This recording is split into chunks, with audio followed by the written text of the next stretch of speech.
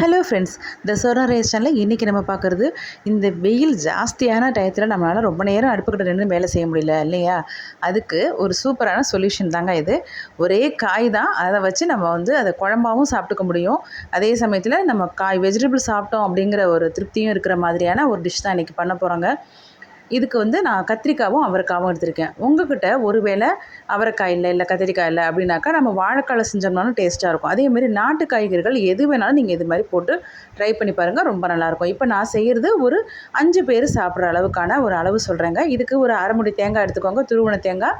அதுக்கு ஒரு அரை டீஸ்பூன் ஜீரகம், அரை டீஸ்பூன் சோம்பு, அது ரெண்டையும் போட்டு கொஞ்சம் கொரப்பாக அந்த மாதிரியான ஒரு கன்சிஸ்டன்சியில் நம்ம மிக்ஸி ஜாரில் போட்டு அரைச்சி எடுத்து வச்சுக்கோங்க. அது ஒன்று தான் நம்ம செய்ய வேண்டிய ஒர்க்குங்க. மற்றபடி பார்த்திங்கன்னா காய் கட் பண்ணிட்டோம். இப்போ நான் கத்திரிக்காவும் அவரைக்காவும் எடுத்து வச்சுருக்கேன்.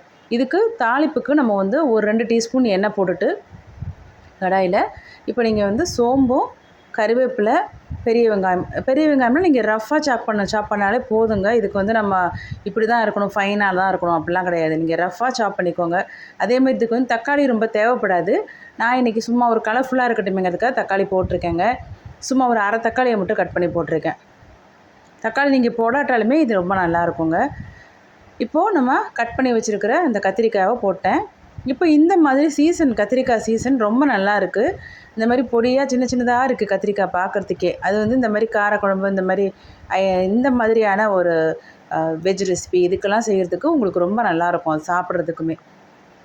இப்போ நம்ம அவரைக்காவும் போட்டோம். உங்கள்கிட்ட ஒரு வேளை வேறு காய்கறிகள் இருக்குது அப்படின்னாக்கா நீங்கள் இந்த நாட்டு காய்கறிகள் எல்லாமே இதில் போட்டிங்கன்னா ரொம்ப நல்லாயிருக்கும். வாழைக்கால செய்யலாம். அதே மாதிரி உங்கள்கிட்ட வெறும் கத்திரிக்காய் தான் இருக்குது, என்கிட்ட அவரைக்காய்னா அதை மட்டும் கூட போட்டு செஞ்சுக்கலாம். டக்குன்னு அவசரத்துக்கு சட்டு போட்டுன்னு செஞ்சுட்டு வெளில வந்தோம்ப்பா கிச்சனை விட்டு அப்படிங்கிற மாதிரியான ஒரு சமையல் தாங்க இது. இப்போ இதுக்கு நான் அந்த கட் பண்ணி வச்ச காய்கறிகள்லாம் போட்டு 2 வதக்குனதுக்கப்புறம் நம்ம ஏற்கனவே அரைச்சி வச்சுருந்த அந்த பேஸ்ட்டையும் நான் இப்போ போட்டுக்கிறேங்க. தண்ணி ரொம்ப சேர்க்கலை, சும்மா தெளித்தாலே போதும். இல்லை இந்த மாதிரியே நீங்கள் ஒரு நம்ம அரைச்சிட்டு அந்த மிக்ஸி ஜாரை கழுவி ஊற்றுறோம்ல, அது மாதிரி 1 கிளாஸ் தண்ணி நான் இப்போ ஊற்றிருக்கேன். அது போதுமானது.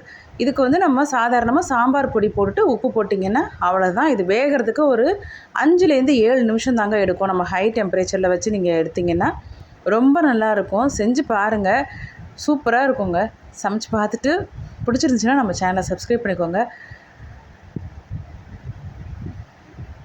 லைக் பண்ணுங்கள், ஷேர் பண்ணுங்கள், கமெண்ட்ஸ்லேயும் சொல்லுங்கள். இதுக்கு நம்ம பெருசாக ஒன்றும் சைட் டிஷ்லாம் தேவைப்படாது. ஏன்னா இதிலேயே காய்கறிகள் நம்ம போட்டு செஞ்சுட்டதுனால சும்மா ஒரு வடாமோ இல்லை அப்பளமோ வச்சு சாப்பிட்டிங்கனாலே அவ்வளோ டேஸ்ட்டாக இருக்கும். இல்லை தயிர் சாதத்தை கூட நம்ம தொட்டு சாப்பிட்லாம், அந்த அளவுக்கு நல்லாயிருக்குங்க. Bye friends.